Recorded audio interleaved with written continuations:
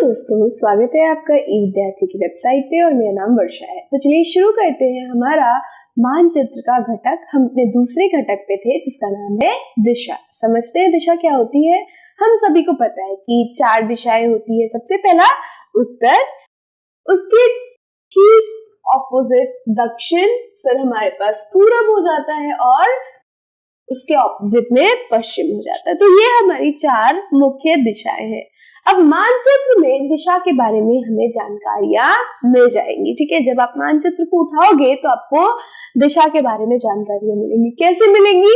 तो अधिकतर मानचित्र पर आपको ऊपर की ओर इंगित करते हुए तीर के साथ उत्तर वो लिखा हुआ मिल जाएगा, जिसके सहारे आप बाकी की और दिशाओं का पता कर सकते हो। यानी वो जो डायरेक्शन है वो उत्तर की और उससे बिल्कुल ऑपोजिट, बिल्कुल उल्टी डायरेक्शन कौन सी होगी?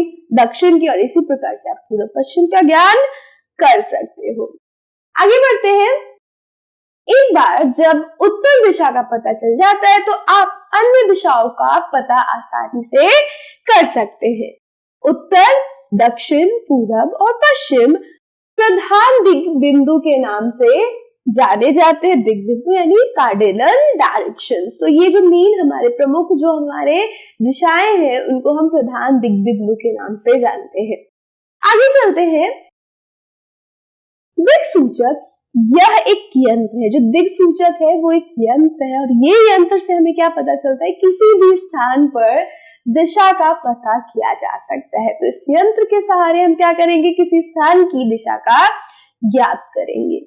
इस यंत्र में एक वृत्ताकार डिब्बी में एक चुंबकीय सुई लगी होती है। चुंबकीय सुई हमेशा उत्तर दक्षिण दिशा की तरफ होती है।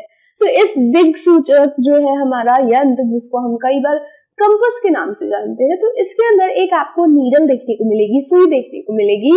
और ये जो सुई है वो हमेशा उत्तर की तरफ, मुंह इसका होता है, हमेशा ये उत्तर की तरफ होता है। और ये जो उत्तर है इसके सहारे हम दक्षिण का पता कर सकते हैं और अलग अलग डायरेक्शन का पता कर सकते हैं। कुछ इस तरीके से हमारा ये कंपास देखने को मिलता है। आपके लैब में रखा होगा, आपके किसी टीचर के पास होगा और वो कभी ना कभी आपको जरूर दिखाएंगे, क्योंकि ये जो दिक्सूचक है ये क्या करता है? हमें डायरेक्शन का पता बतलाता है। आगे चलते हैं नेक्स्ट पॉइंट पे, प्रतीक। तो अब जो हमारा तीसरा घटक और आखिरी घटक और सबसे महत्वपूर्ण घटक है वो है प्रतीक। तो कुछ प्रतीक आपने मैप पे जरूर देखे, हम सभी ने मैप देखा है, हमेशा देखा है अपनी लाइफ में, और कुछ इस तरीके की आकृतियां भी देखी है उनके ऊपर। और इन आकृतियों का बहुत महत्वपूर्ण महत्व है। इनको हम प्रतीक के नाम से जानते हैं। ठीक है, ये आकृतियां क्या कहलाती है? प्रतीक कहलाती है। और ये जो आकृतियां है वो किसी न किसी चीज को प्रतीकात्मक होते हैं, किसी न किसी चीज के लिए ये इस्तेमाल हो रहे होते हैं। जैसे कि ये वाली जो हमारी ब्लैक लाइन है वो क्या बता रही है? रेल लाइन के बारे में, वो भी बड़ी रेल लाइन के बारे में।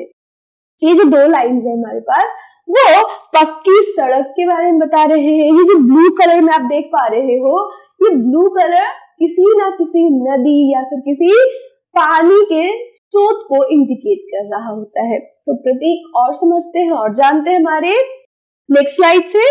कार्टोग्राफर को अन्य जानकारी भी दिखानी पड़ती है, जैसे कि प्रमुख भवन, संरचनाएं, नदी, कुआं, डाकघर आदि।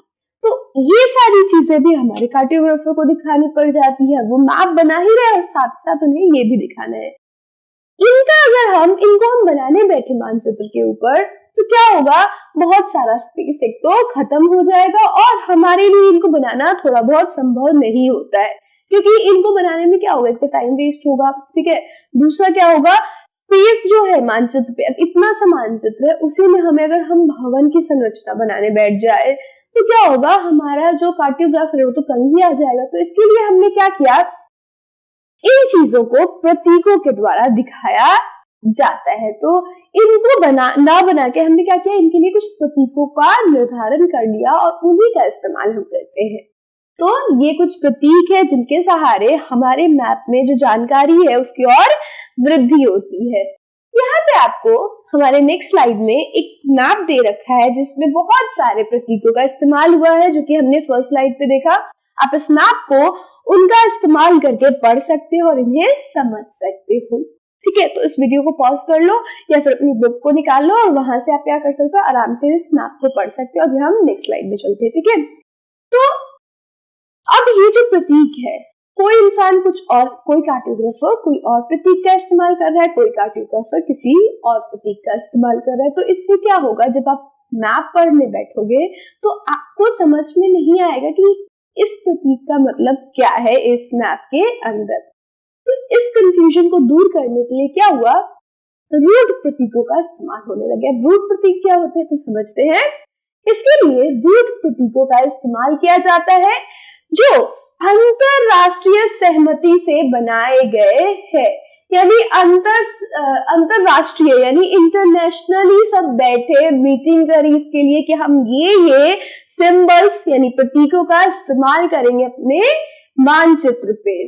मानचित्र में अक्सर पहाड़ों को भूरे रंग से, मैदानों को हरे, जलाशयों को नीले और पठारों को पीले रंग से दिखाया जाता है। तो जब ये मीटिंग हुई, अंतरराष्ट्रीय जब सहमति बनाई गई, तो सभी राष्ट्रों ने, सभी कार्टोग्राफर्स ने, सबने मिलकर ये सुनिश्चित किया कि हम एक चीज को दिखाने के लिए एक ही प्रतीक का इस्तेमाल करेंगे, चाहे वो कोई भी लैंग्वेज में मैप बनाई गई हो, किसी भी जगह के लिए वो मैप बनाई गई हो, ताकि जो भी उस मैप को पढ़ रहा है, उस मानचित्र को पढ़ रहा है, उसको पढ़ने में आसानी हो।